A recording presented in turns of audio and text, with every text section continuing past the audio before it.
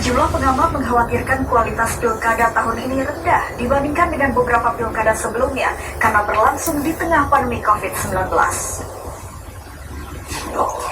Meski mendapat penolakan, pilkada serentak tahun ini dipastikan akan tetap digelar pada 9 Desember 2020 mendatang. Menanggapi hal itu, pengamat politik Adi Prayitno meragukan kualitas demokrasi di pilkada serentak 2020. Kondisi masyarakat di tengah pandemi COVID-19 yang akan mempengaruhi jalannya pesta demokrasi di pilkada 2020. Apalagi saat ini kasus COVID-19 di Indonesia bukannya melandai tetapi justru semakin meningkat. Karena alasan pandemi COVID-19 juga, cendekiawan Muslim Azumardi Azra memprediksi partisipasi masyarakat akan berkurang. Bahkan secara pribadi, ia tidak akan menggunakan hak politiknya atau kepada masyarakat jika punya pertimbangan lain. Sementara itu, Menko Bidang Kemaritiman dan Investasi Luhut Binsar Panjaitan menyatakan bahwa jaminan Pilkada 2020 tidak akan terjadi kerumunan bisa ditentukan oleh pribadi masing-masing, termasuk para pimpinan politik. Oleh karenanya, ia meminta supaya setiap individu bisa melakukan perannya untuk ikut mensukseskan pilkada tanpa harus ada kerumunan yang bisa diakui bisa beresiko tinggi penyebaran COVID-19.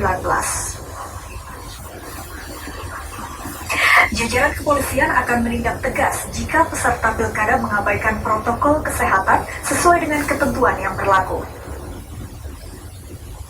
Wakapolda Bali Brigjen Pol Wayan Sunarta menyatakan tindakan tegas akan diberlakukan sesuai dengan koridor yang ada jika ditemukan pelanggaran prokes oleh calon pemimpin daerah peserta pilkada, tim kampanye, serta simpatisannya.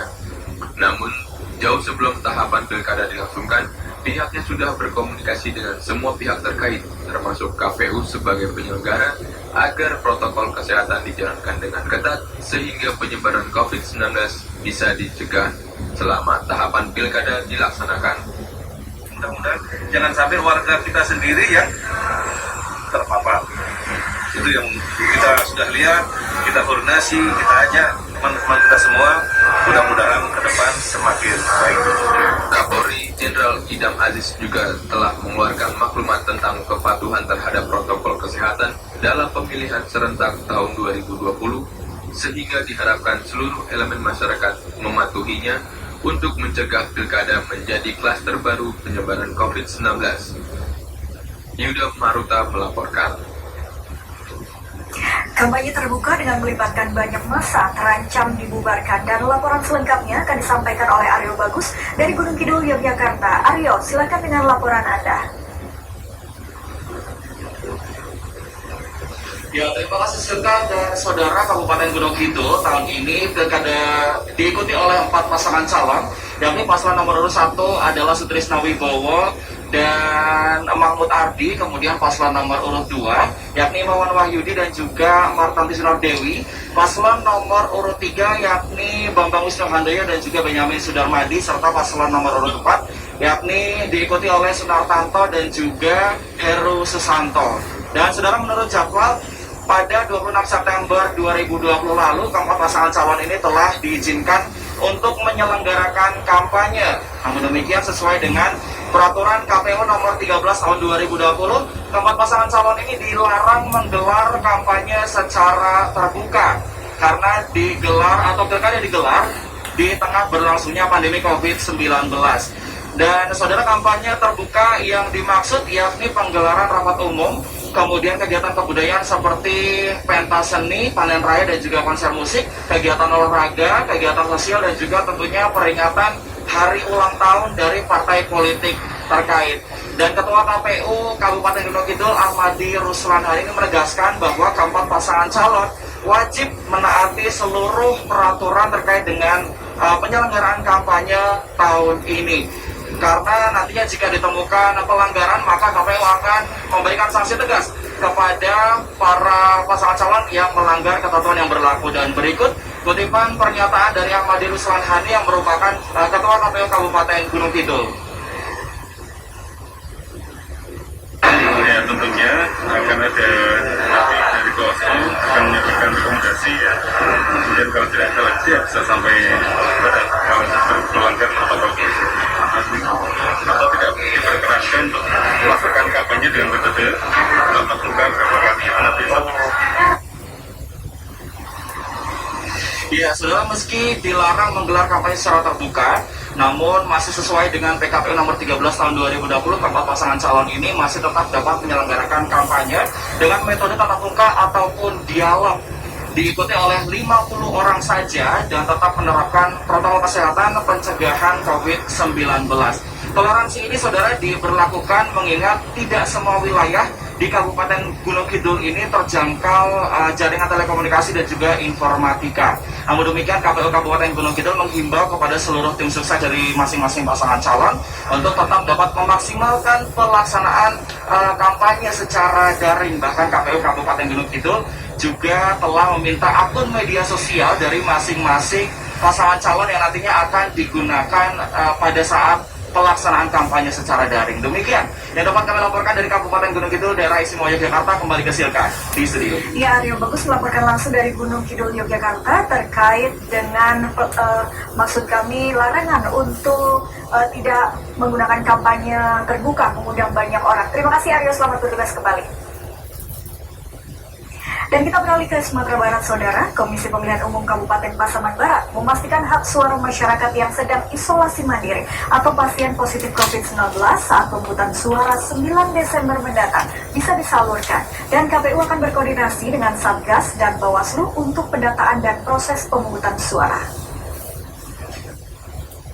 Meski perhelatan pilkada serentak dilaksanakan saat pandemi COVID-19, Komisi Pemilihan Umum Kabupaten Pasaman Barat tetap memperhatikan hak suara masyarakat yang sedang isolasi mandiri atau pasien positif COVID-19. KPU mengaku sudah mempersiapkan mekanisme khusus untuk proses pemungutan atau penyaluran hak suara pasien positif atau masyarakat yang sedang isolasi mandiri. Langkah pertama, KPU akan berkoordinasi dengan Satgas dan melakukan pendataan minimal 1 hari sebelum coblosan.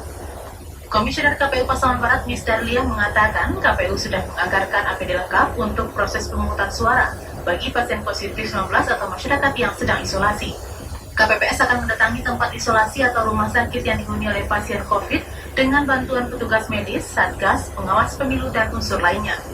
Pengadaan APD untuk proses pemungutan suara tersebut juga menjadi catatan penting KPU dan akan memberikan perhatian khusus kepada PPK atau petugas TPS yang bertugas memfasilitasi pemungutan suara pasien positif COVID-19. KPU juga melakukan pemetaan terhadap lokasi isolasi yang sudah disediakan oleh pemerintah, baik di RSUD Pasaman Barat, Yarsi atau Balai Diklat Talu dengan TPS yang terdekat. Kita datangi oleh petugas. Jadi kita sebagai penyelenggara juga memegang resiko yang sangat tinggi karena penyelenggara kita di tingkat KPPS akan kita utus dan harus bertanggung jawab dengan suara mereka walaupun mereka sedang sakit. Saat proses pemungutan suara, KPU melalui KPPS dan petugas TPS juga melakukan screening dengan mengukur suhu tubuh masyarakat serta meminta masyarakat mematuhi protokol COVID-19. Demikian laporan Andika Disaputra, TVRI Sumatera Barat. Ketua Bawaslu Kabupaten Buru Selatan, Umar Al-Katiri, menegaskan pasangan calon bupati dan wakil bupati serta timnya dilarang menggunakan fasilitas negara saat berkampanye. Agar tetap berada di tempat, jangan dulu. Pilkada di Kabupaten Buru Selatan tahun 2020 memasuki masa kampanye. Ketua Bawaslu Kabupaten Buru Selatan, Umar Al-Katiri, mengingatkan pasangan calon bupati dan wakil bupati serta timnya diwajibkan mematuhi peraturan KPU dan Bawaslu. Dirinya menegaskan pasangan calon bupati dan wakil bupati serta timnya dilarang menggunakan fasilitas negara untuk berkampanye. Selain itu, Bawaslu Kabupaten Buru Selatan juga minta TNI, Polri, dan ASN hingga kepala desa serta perangkatnya netral dalam pilkada. Pejabat negara, pejabat daerah atau ASN, TNI, Polri, dan kepala desa juga dilarang membuat keputusan dan atau tindakan yang menguntungkan atau merugikan salah satu pasangan calon. Paslon dan tim berkampanye harus atas dasar jadwal yang ditetapkan KPU. Sehari sebelum melaksanakan kampanye, paslon atau timnya wajib menyampaikan surat pemberitahuan bagi pihak kepolisian.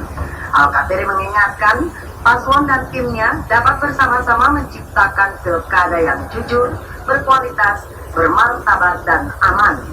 Ketiga pasangan calon bupati dan wakil bupati Buru Selatan yang hadir pada deklarasi kampanye damai menyatakan siap mentaati ketentuan dari KPU dan Bawaslu. Dari Namroe, RS Stasi Jawa melaporkan.